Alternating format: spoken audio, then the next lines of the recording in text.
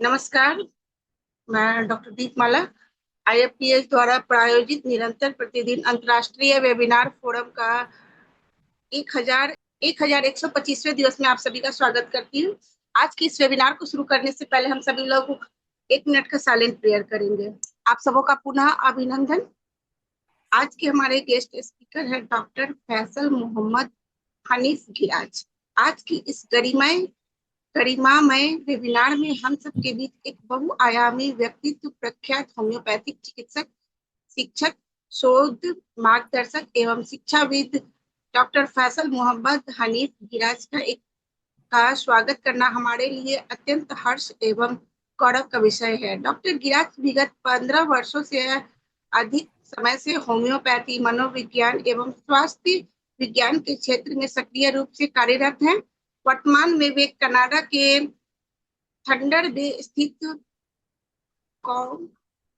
Confederation college एवं ऑस्की वेंजैक education institute में अनुबंधित प्राध्यापक के रूप में अध्यापन कर रहे हैं। इसके अतिरिक्त वे यूनिवर्सिटी ऑफ साइबर्जिया मलेशिया में सहायक प्राध्यापक, पाठ्यक्रम विकास विशेषज्ञ तथा स्नातकोत्तर विद्यार्थियों के लिए शोध मार्गदर्शक के रूप में महत्वपूर्ण योगदान दे चुके हैं। शैक्षणिक योग्यता की दृष्टि से डॉक्टर गिराज ने एमडी होम्योपैथी में एमडी उन्होंने किया प्रैक्टिस ऑफ मेडिसिन से Maharashtra university of health sciences Nashik से। इन्होंने बीएचएमएस किया है काउंसलिंग एवं हेल्थ साइकोलॉजी में। इन्होंने डिप्लोमा भी किया है, post graduate certificate in teaching methodology तथा हाल ही में master of education Lakehead university Canada से पूर्ण किया है। वे college of homeopath of Ontario जो कनाडा में स्थित है, महाराष्ट्र काउंसिल ऑफ होम्योपैथी तथा माजलिस पेरुबतन होम्योपैथिक मलेशिया के पंजीकृत चिकित्सक हैं। साथ ही वे जर्नल ऑफ ट्रेडिशनल मेडिसिन एवं क्लिनिक नेचुरोपैथी के संपादक के रूप में भी अपनी सेवाएं दे रहे हैं। डॉक्टर गिराज ने न केवल तीव्र एवं दीर्घकालीन रोगों के सफल चिकित्सक हैं, बल्कि शोध, पाठ्यक्रम निर्माण, गुणवत्ता उन्नयन तथा स्वास्थ्य जागरूकता अभियानों में भी सक्रिय भूमिका निभा रहे हैं। ऐसे विद्वान, अनुभवी एवं समर्पित शिक्षक का आज हमारे बीच उपस्थित होना हम सबके लिए अत्यंत प्रेरणादायक है। आइए हम सब मिलकर उनका हार्दिक स्वागत करें और उनके बहुमूल्य विचारों से लाभान्वित हो। आज का सर आपका टॉपिक है from eczema to psoriasis, a deeper look into homeopathic dermatology part 2। इससे पहले आपने पार्ट 1 भी दे चुका है, आज आप इसका पार्ट 2 दे रहे हैं। तो सर आपका आईएफपीएच मंच पे बहुत बहुत स्वागत है। Over to you sir. Thank you so much doctor Deepmala, बहुत बहुत धन्यवाद आपका। और हमारे पास 1 घंटा है आज। सबसे पहले तो मैं शुक्रिया करना चाहूँगा डॉक्टर साहनी का, डॉक्टर दीपमाला जो आज मॉडरेटर है, और पूरे ऑर्गेनाइजेशन का जिन्होंने मुझे निमंत्रण किया है आज इस मंच पर।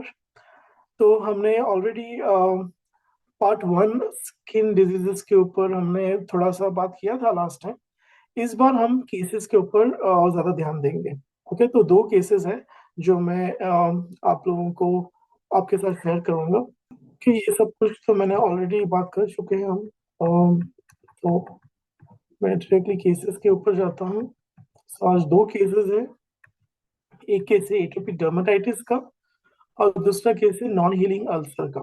तो हम वो दोनों केसेस के ऊपर डिटेल में बात करेंगे आज। ओके, तो ये जो केस है एटोपिक डर्मेटाइटिस का, आज इसके ऊपर बात करेंगे। ये बिफोर आफ्टर का ट्रीटमेंट का फोटोज है ये, ठीक है। और दूसरा ये नॉन हीलिंग अल्सर है, उसका एक केस है, ठीक है।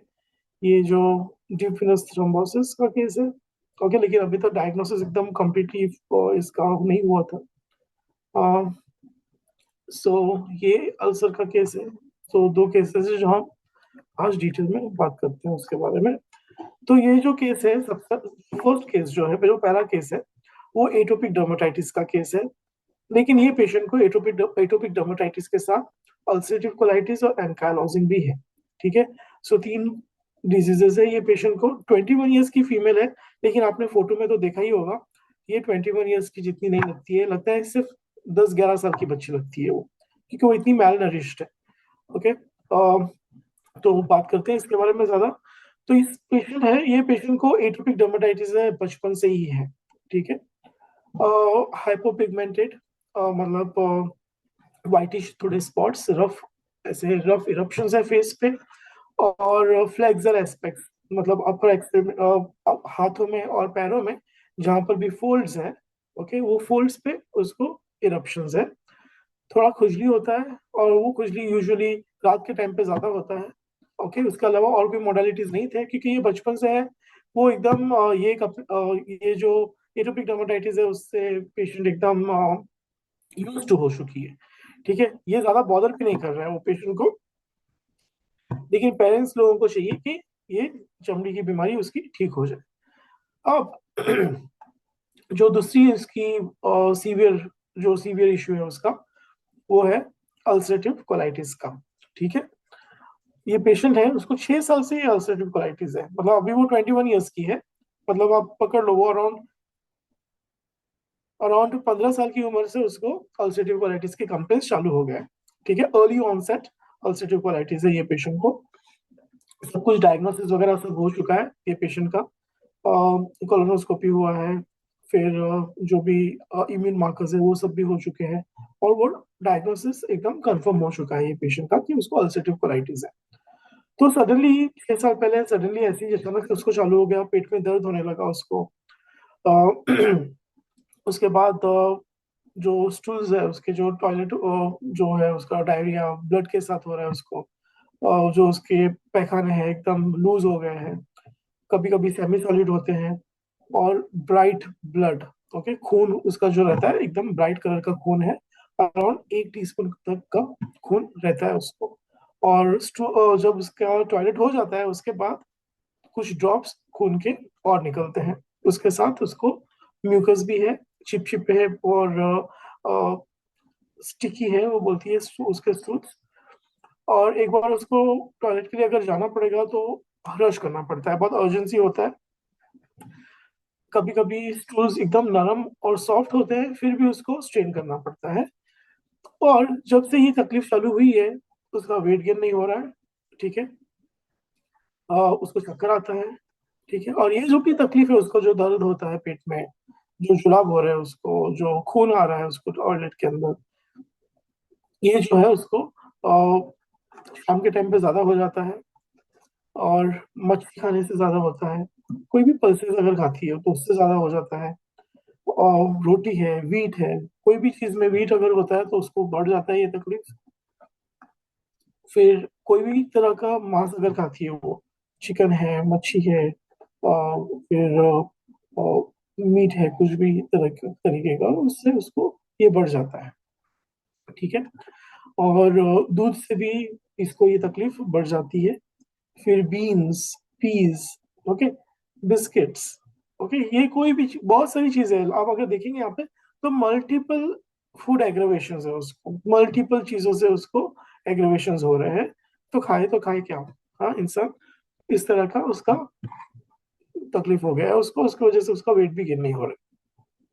अब ये तकलीफ के साथ उसको बहुत ही ज्यादा कमजोरी हो गई है, इरिटेबिलिटी हो गई है।